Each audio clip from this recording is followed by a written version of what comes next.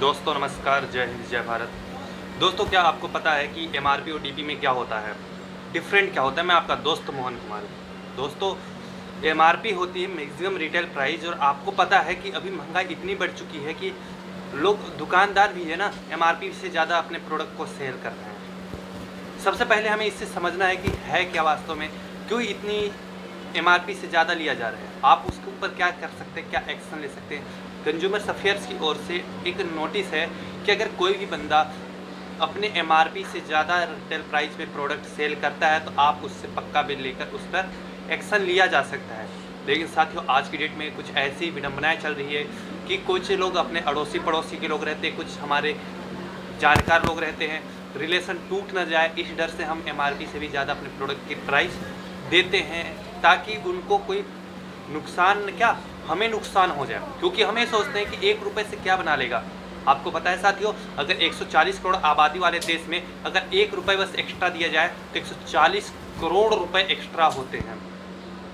1 रुपये की ताकत, क्योंकि आपने कुछ समय पहले एक न्यूज आई हुई थी जिसमें रेलवे डिपार्टमेंट ने एक बंदे ने अपना टिकट कैंसिल किया और उस टिकट कैंसिल होने की वजह से उसने तो कैंसिल कर दिया तो उसको 3 बार राउंड फिगर में पैसे दिए।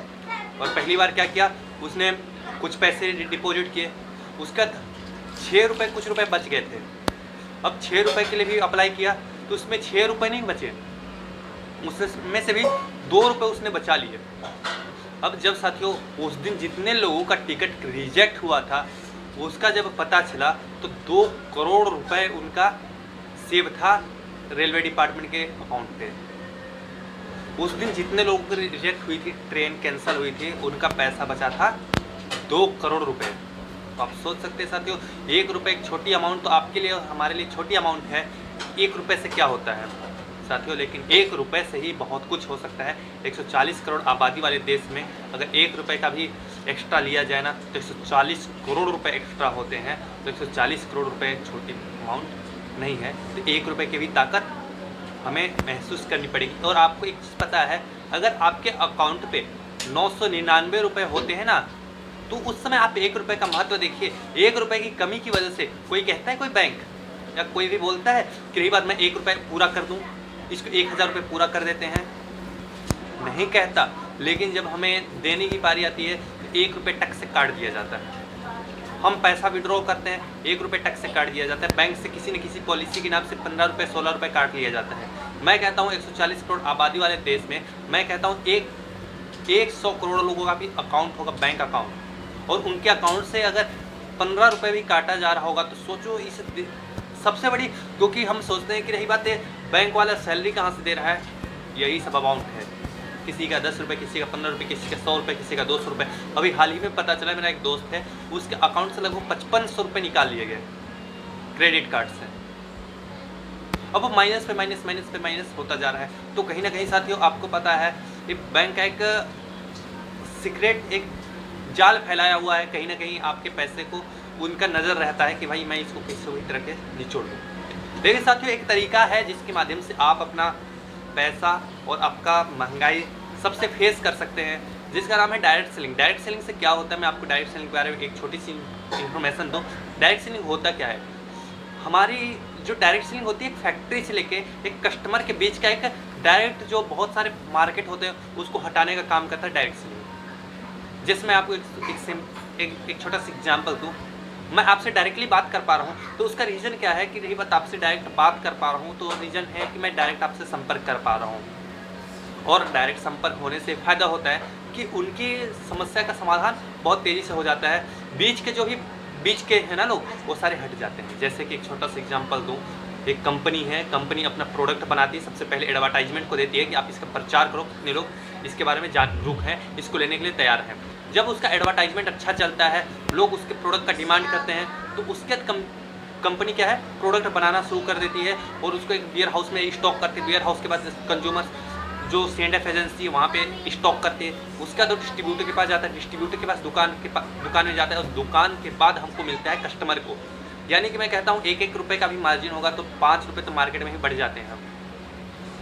5 रुपये मार्केट में ही 6 रुपये का लोड जो पड़ता है कस्टमर को पड़ता है। तो हमने डायरेक्ट सेलिंग को क्या किया कि डायरेक्ट कस्टमर और कंपनी को कनेक्ट कर दिया, बीच में जोड़ने का काम किए।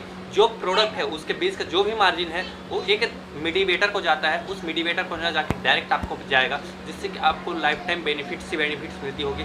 तो आप कोशिश करें कि जब भी आपको कोई भी सामान या कोई भी प्रोडक्ट्स लेने की आवश्यकता पड़े तो MRP से उसमें डिस्काउंट भी मिलते हैं।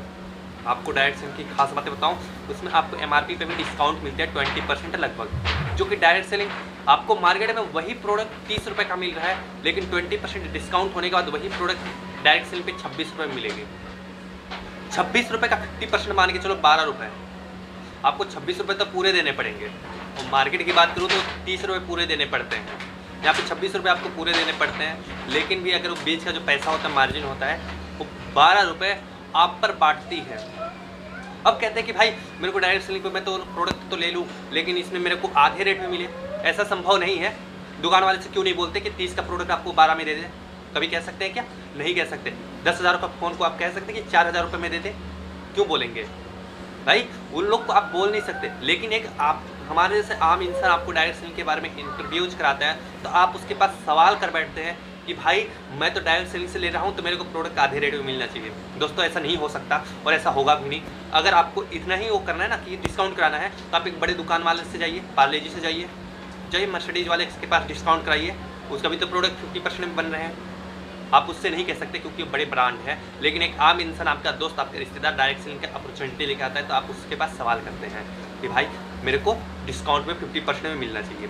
ऐसा नहीं होता। और साथियों, अगर डायरेक्ट सेलिंग के अकॉर्डिंग कोई भी क्वेश्चन, सवाल, डाउट होगी आपके मन में, तो आप डेफिनेटली मेरे पास चैट बॉक्स में कमेंट करें। वीडियो अच्छा लगा हो तो वीडियो को लाइक करें, चैनल को सब्सक्राइब करें और बेल आइकन दबाना बिल्कुल भी ना भूलें। इसी तरह की लेटेस्ट अपडेट आपको मिलती रहेगी। Thank you so very much. जय हिंद, जय भारत।